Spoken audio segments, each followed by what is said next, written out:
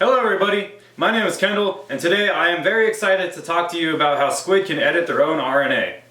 In March 2020, an article by Aaron Garcia de Jesus was published on ScienceNews.org. The article is titled, "Squid Edit Their Genetic Material in a Uniquely Weird Way." This article informs us about how squids can edit their own RNA and uses this study to write about it. Spatially regulated editing of genetic information within a neuron. This was a study conducted by scientists at the Marine Biological Laboratory in Woods Hole, Massachusetts, headed by Dr. Joshua Rosenthal.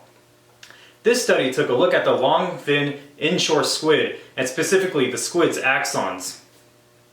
The study found that in the cells of axons, these squid had the capability to edit their RNA after it had left the nucleus, allowing it to make changes on the fly in the cytoplasm of the cell. The way this works is a piece of guide RNA tells CRISPR-Cas9 where to cut the DNA, and this can create several different effects.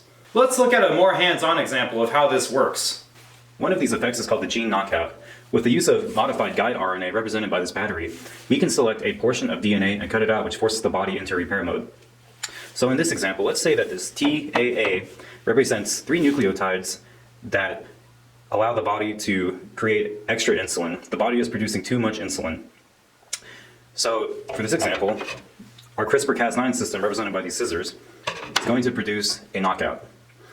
How that's going to happen is CRISPR-Cas9 is going to come along with the use of this guide RNA, cut out the problematic piece of DNA, and then when the body enters repair mode, this will not come back the way that it is currently. It will result in a frame shift mutation, which essentially silences the gene. So let's do this. So we have our guide RNA that comes along. It identifies, or we identify, the problematic piece of DNA. We're going to select it. So guide RNA, guide RNA, guide RNA, guide RNA. Cool. Now CRISPR-Cas9, the enzyme, comes along, and it's going to take out this problematic section of DNA. So what do we have? We just went from CGTAAGC to now CGGC. Now the body doesn't like it when big sections of nucleotides go missing, so it's going to try to repair that. The only issue is, when it does go to repair that, it's not going to repair it properly. So let's say that it needs to be a TAA, but due to a frame shift mutation, it's actually going to be a CAG.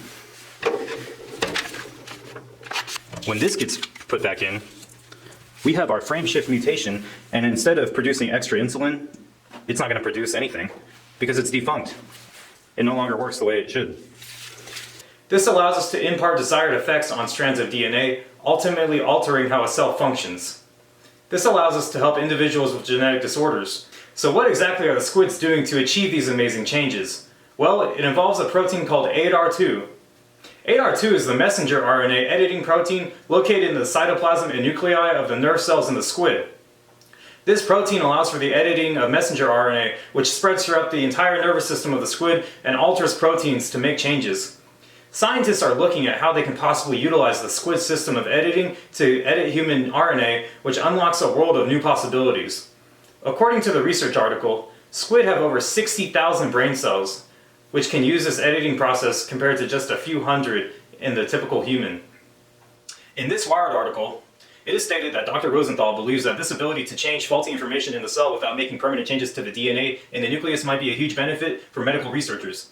Dr. Rosenthal stated, if you have some faulty information inside of your genome, say you inherited a nucleotide base from your parents and normally it's a G and it's an A in you, then you could potentially change it back by editing the RNA. Additionally, he sums it up by saying, RNA editing is a hell of a lot safer than DNA editing. If you make a mistake, the RNA just turns over and goes away. The discovery of how squids edit their RNA is promising news for those looking to help people with genetic disorders. To quickly recap, this scientific article was about how squids are able to use the ADAR2 protein to make temporary changes to their RNA on the fly to adapt their bodies to an ever-changing environment. Today we discussed how the CRISPR-Cas9 system of DNA manipulation is currently used to help humans with genetic disorders, and while that is great, the changes to DNA are permanent. We discussed how squids are able to edit their messenger RNA outside of the nucleus at will, and the amazing advantages that has. We showed a few hands-on examples, and lastly we discussed how the discovery of squid RNA editing is promising for the future of helping humans with genetic disorders. I hope you enjoyed this video, and I hope you learned something.